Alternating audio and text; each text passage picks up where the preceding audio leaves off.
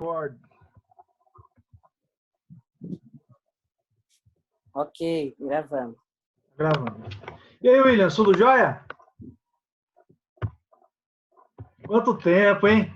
Gente, eu vou falar hoje sobre revelação divina, as revelações gerais e as revelações especiais de Deus. E as revelações, eu vou começar com as revelações gerais, depois vamos para as revelações especiais e falar um pouco mais sobre a Bíblia. Primeira coisa, eu quero que você entenda o que é uma revelação geral.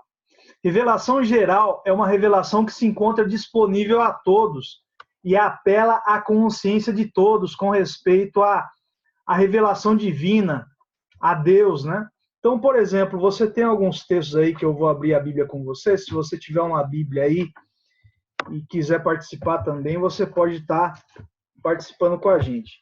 O primeiro texto está lá em Salmo 19, no verso 1, que diz o seguinte, ó: os céus proclamam a glória de Deus, e o firmamento anuncia as obras de suas mãos.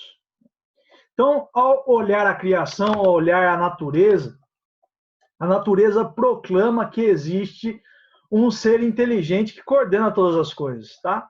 Tanto no âmbito físico, né, quanto no âmbito biológico, a complexibilidade e as necessidades que a vida tem, isso tudo denota que existe um designer, um criador. Inclusive, Romanos capítulo 1, versículo 20,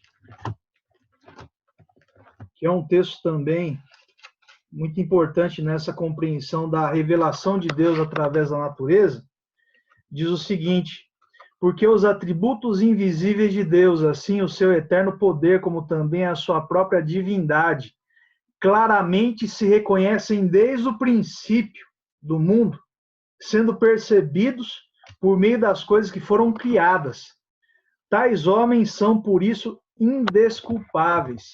Então, o relato bíblico, ele diz que as pessoas elas são indesculpáveis ao olhar para a natureza e não entender que existe um Deus criador, alguém que fez todas essas coisas. Essa é a primeira revelação geral de Deus. É disponível a todos e apela à consciência de todos. É lógico que existem várias interpretações ao olhar para a natureza, inclusive algumas religiões, algumas tribos, né? Elas acabam cultuando o que Deus criou, idolatrando o que Deus criou e esquecendo do próprio Criador que fez todas as coisas, né?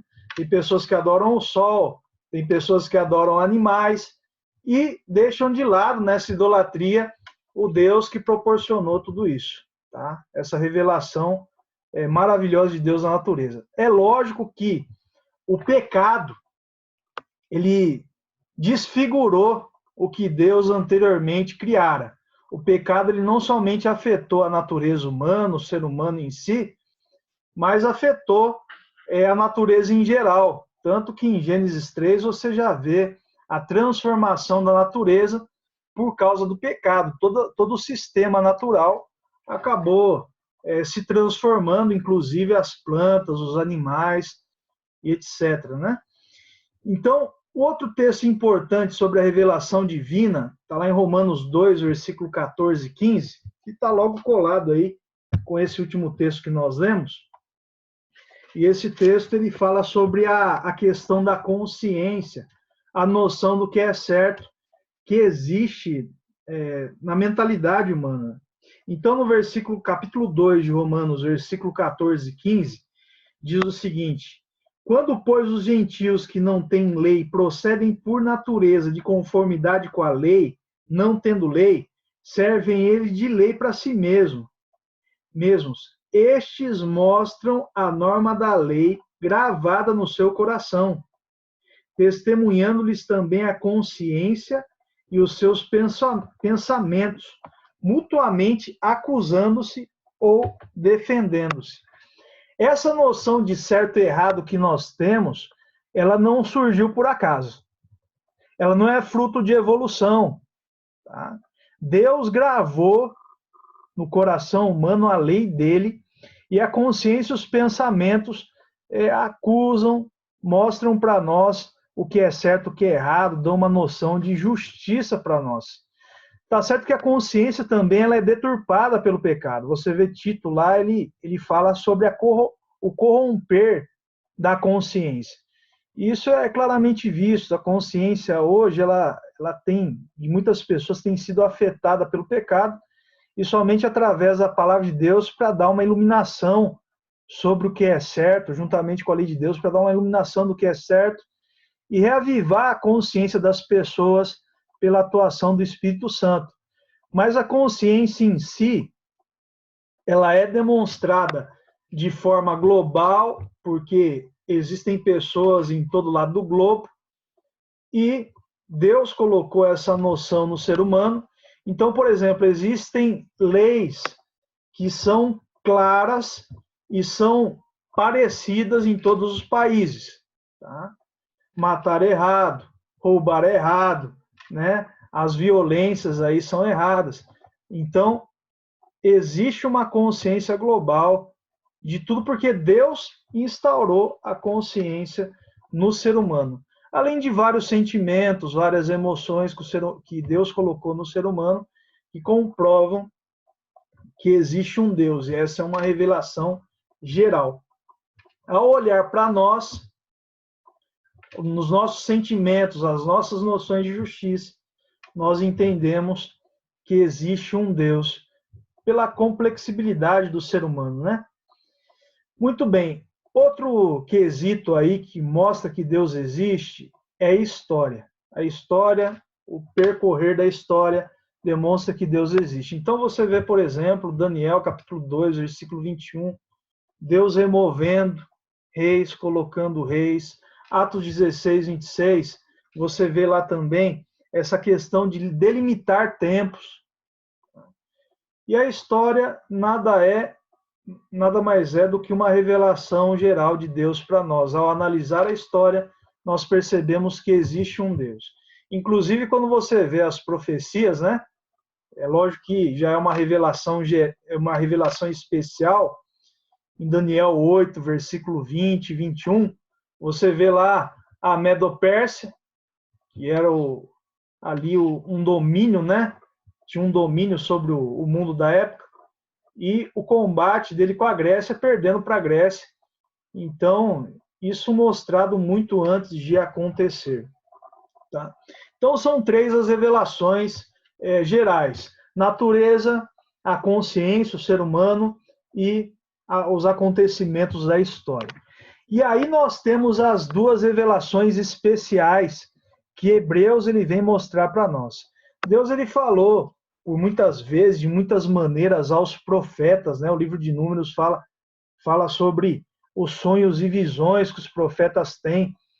E esses sonhos e visões que os profetas tiveram, né? Os discípulos também, em seu relacionamento com Cristo, formaram a Escritura.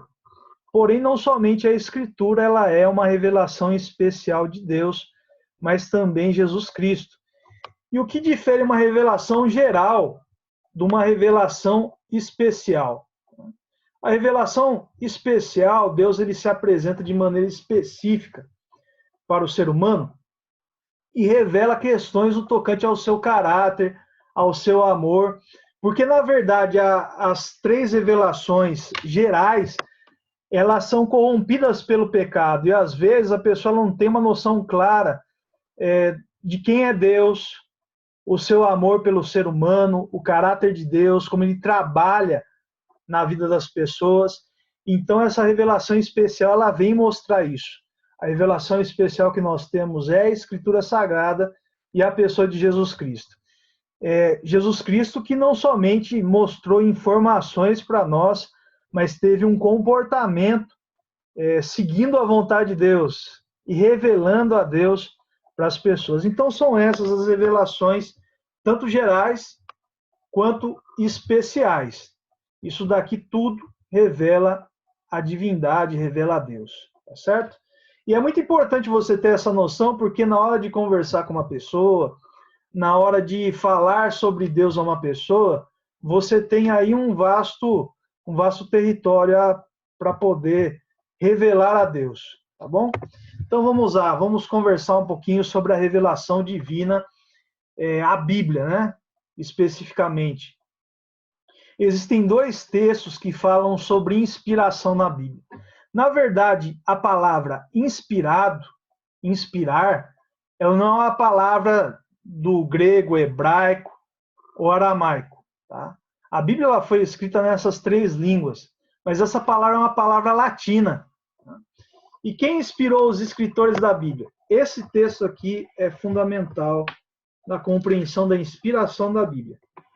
Então vamos lá, 2 Pedro, capítulo 1, verso 21.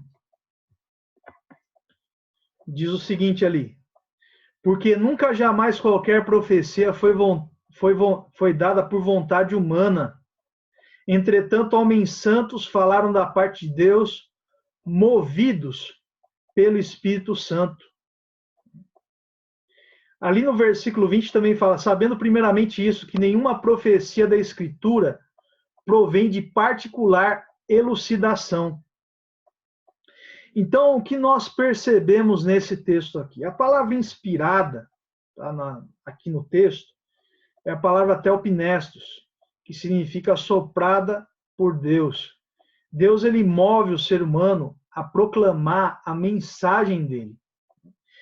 E aqui, nós entendemos que nunca jamais qualquer profecia, qualquer revelação aqui proferida na Bíblia, ela é da vontade humana. Na verdade, a revelação bíblica ela vai na contramão dos gostos e da vontade do ser humano, da vontade carnal do ser humano.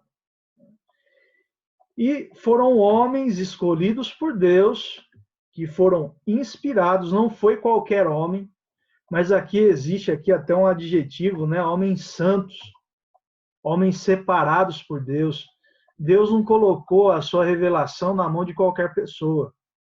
E sim pessoas que ele sabia que teriam credibilidade, eles são dos corações, e sabia que teriam credibilidade, capacidade de proclamar as suas verdades de maneira íntegra. Então, essas pessoas falaram da parte de Deus movidas pelo Espírito Santo. A Bíblia, ela não é o fruto de uma inspiração de intuição. Então, por exemplo, tem pessoas aí que têm certos dons, né? Pessoas criativas, pessoas que têm capacidade de escrever, que têm capacidade de pintar, capacidade de fazer obras de arte, mas a Bíblia ela não é uma revelação, uma inspiração intuitiva do ser humano, mas é uma revelação divina de Deus para o ser humano. Ela não surge da mentalidade humana, tá? Ou da consciência humana, ela é uma revelação de Deus ao ser humano. Tem muita gente que fala, né, não, que a Bíblia ela foi escolhida pela igreja. As palavras da Bíblia foram escolhidas pela igreja. Muito pelo contrário. Foi Deus que escolheu pessoas para passar a mensagem dele, a mensagem bíblica dele a nós até hoje, né? Muito bem. Esse é o segundo texto que fala sobre inspiração e também vou falar sobre a utilidade da Bíblia aqui. 2 Timóteo, capítulo 3, verso 14.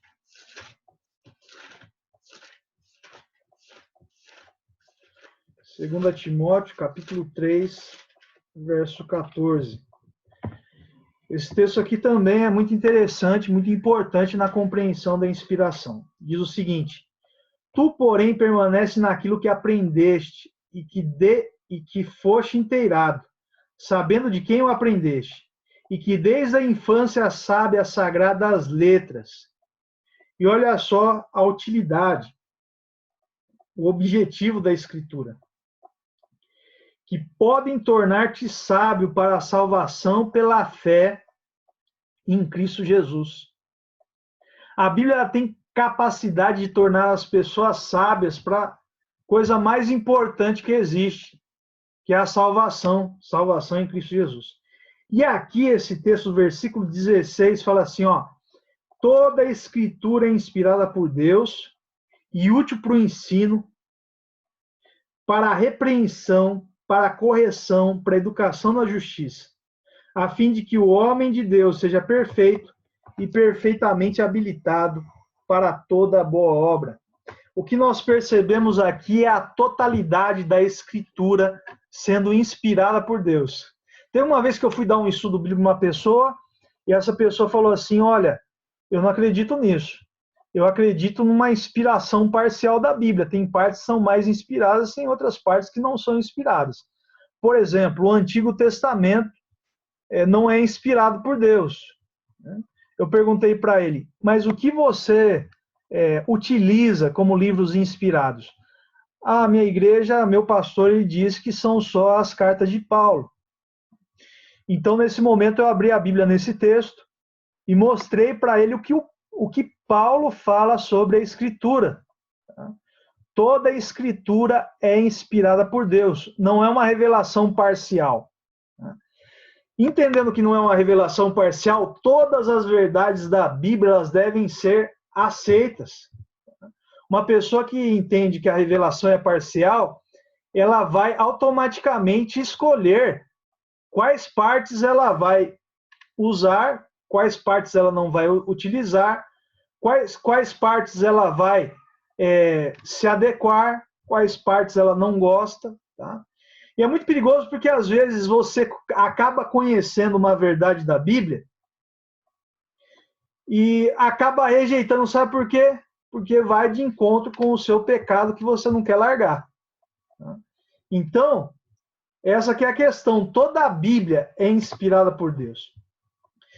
Outra pergunta aqui. Que bênção nós recebemos pelo estudo da Bíblia? Então, Romanos capítulo 15, versículo 4. Eu vou abrir a Bíblia aqui com vocês.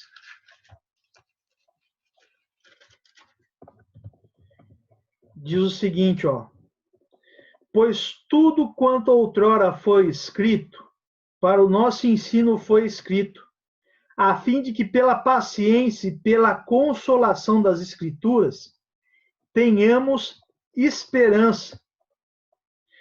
O que foi escrito para nos ensinar. Ensinar o quê? A termos paciência, a termos aqui consolação, e principalmente a principal bênção da Bíblia é ter esperança.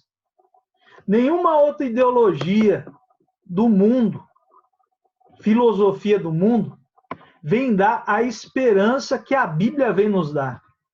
A Bíblia vem nos dar a esperança de vida eterna. A vida vem nos dar esperança de vencer o invencível, que é a morte.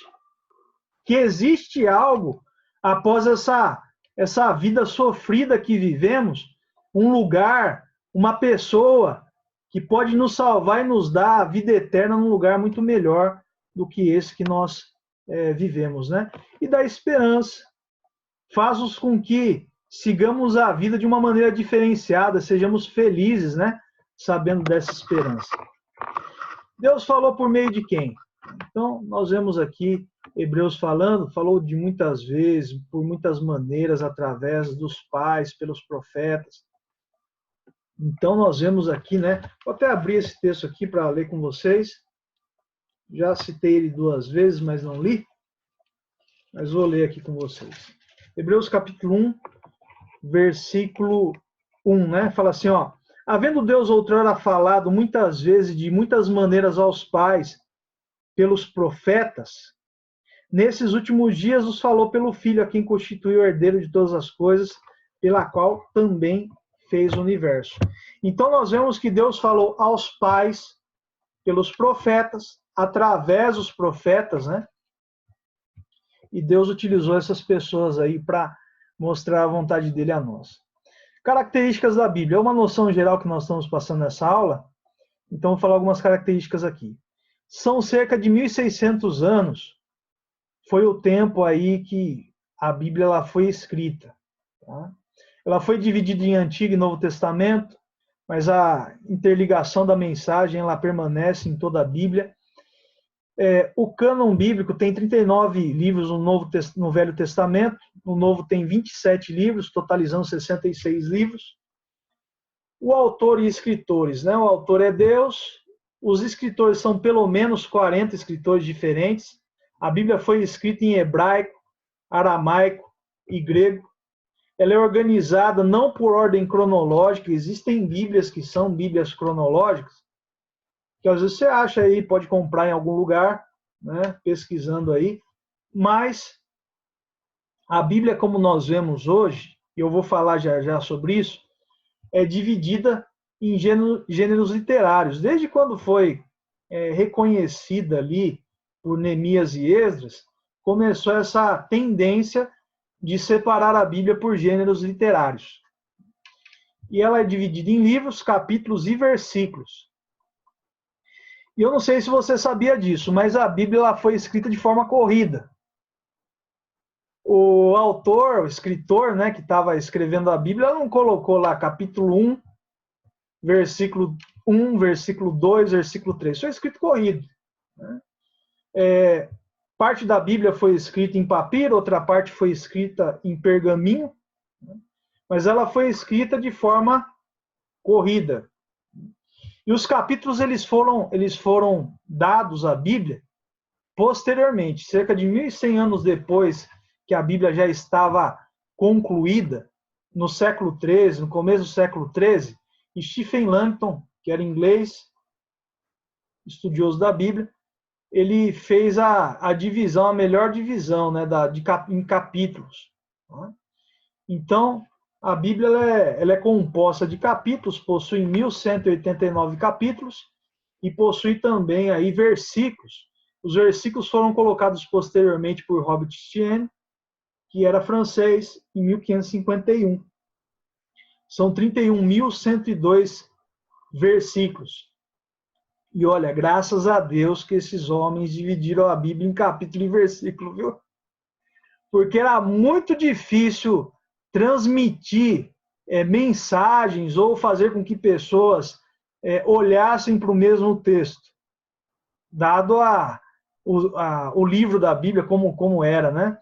Inclusive a Bíblia ela passou de rolos para códice, né? A gente vai estudar um pouquinho isso nos vídeos aí que nós vamos assistir, mas ela era em rolos. Posteriormente inventaram essa tecnologia de colocar uma folha em cima da outra e colocar duas tábuas, uma embaixo e outra em cima, né? Para que fosse a capa. Mas era muito complicado, tinha que abrir um rolo, fechar outro, abrir outro, então era muito difícil estar estudando a Bíblia em comunidade, né? Existem pessoas que utilizam ainda hoje esse tipo de coisa, mas já é passado, nós utilizamos mais em formato de códice mesmo, tá? Que normalmente ou era feito esses rolos de pergaminho ou de papiro, ou de um ou de outro, não era utilizado dois materiais, e eles eram costurados, né? O pergaminho era feito de couro e era costurado. Inclusive, as melhores cópias do Novo Testamento aí, da Bíblia, elas são de palimpsestos, que são pergaminhos raspados, que era muito caro o pergaminho, normalmente eles reutilizavam, eles raspavam e escreviam de novo. Então, as melhores cópias, não os originais, as cópias, são as em pergaminho. Muito bem, divisões de livros por gênero. Como eu falei para você, Esdras e Neemias tem essa ideia, né, de que eles que repartiram a Bíblia nesses gêneros literários. E nós temos esses tipos aqui dos gêneros, né? Temos os livros históricos, temos os livros poéticos, temos as profecias, né? Os profetas maiores, que vai de Isaías até Daniel. Tá? Nós temos também no Novo Testamento o Apocalipse, e temos os profetas menores, que é Oséias até Malaquias. Esse é um gênero da Bíblia, a profecia. O Evangelho de Mateus até João, e temos as cartas, Romanos até Judas, são as cartas aí, e existem essas divisões por gênero. A Bíblia é inspirada por Deus, é eterna, é comparada a uma luz que ilumina o caminho, e o interessante da Bíblia é que a mensagem principal dela é o plano da salvação, e ela revela uma pessoa. E essa pessoa é Cristo. A Bíblia é uma revelação de Jesus Cristo. Até o Apocalipse, capítulo 1, versículo 1, fala lá no começo, né? Revelação de Jesus Cristo. E é interessante como a Bíblia, ela mostra a Cristo em toda ela. Desde o início, na criação, até a promessa final, eis que cedo venho, né, no Apocalipse, toda a Bíblia mostra a Cristo Jesus. Aqui eu citei alguns textos aqui, Lucas capítulo 24, versículo 27, mostra Jesus juntamente com os discípulos em Emaús, e Jesus ele vai mostrando as profecias sobre ele, o que continha sobre ele em toda a Bíblia. Mateus capítulo 5, versículo 39, Jesus numa discussão, ele fala, vocês não examinam as escrituras não? Elas testificam de mim. Atos capítulo 3, versículo 11 a 26, que é um discurso ali de Pedro, onde batizaram quase 3.000 pessoas, é um dos discursos, tá? Nós vemos aqui nesses discursos, inclusive no de Pedro, a centralidade da mensagem que é Cristo. E como Cristo é citado em várias partes da Escritura. Muito bem. Então, vimos aqui que Jesus Cristo é o ponto central. Mas vamos lá. A Bíblia é resultado de inspiração divina ou de concílios eclesiásticos, né? Às vezes a gente vê aí pessoas dizendo, líderes religiosos dizendo, né? Não, a igreja ela está acima da Bíblia. A Bíblia é fruto da igreja. Isso não é verdade. A Bíblia, muito antes de existir qualquer igreja, ela já existia. Em Lucas capítulo 24, versículo 44, se você quiser ver aí, você pode ver comigo. Lucas 24, versículo 44.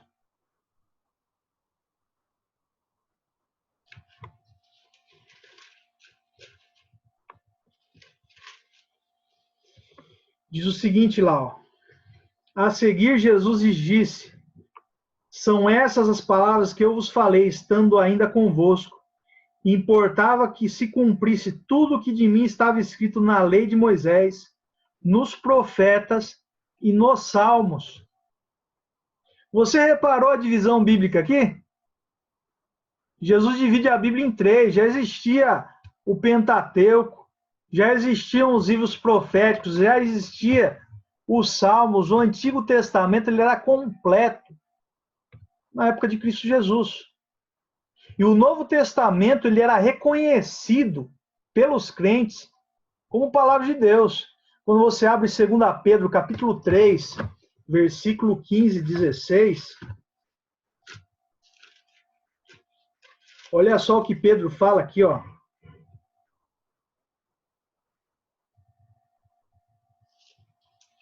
Segunda Pedro, capítulo 3, versículo 15 e 16.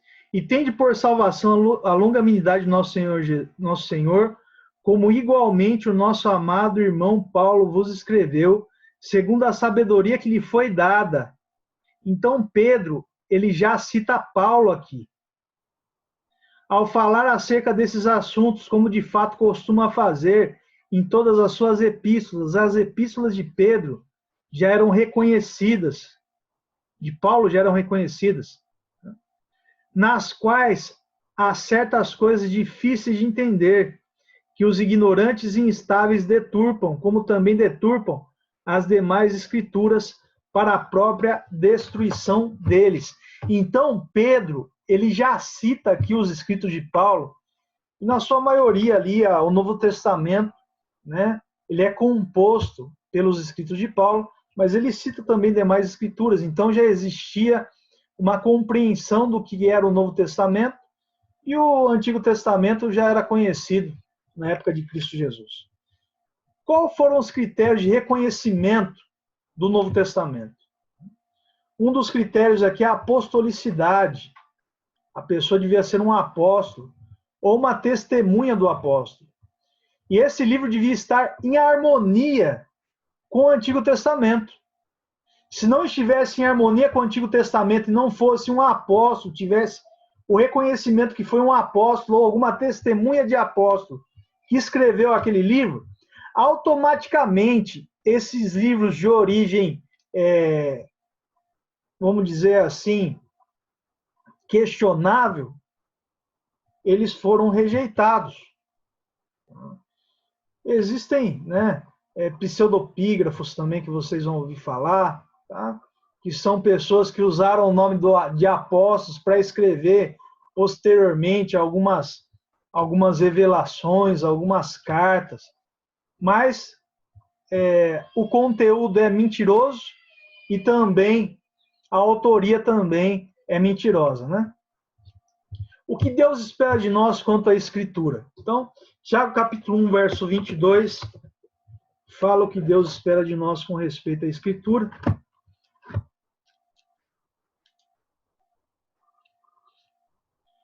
Tiago capítulo 1, verso 22.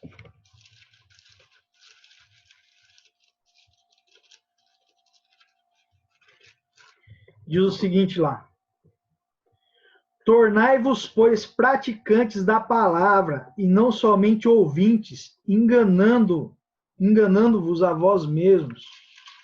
E outra coisa que diz aqui em Apocalipse, capítulo 1, verso 3.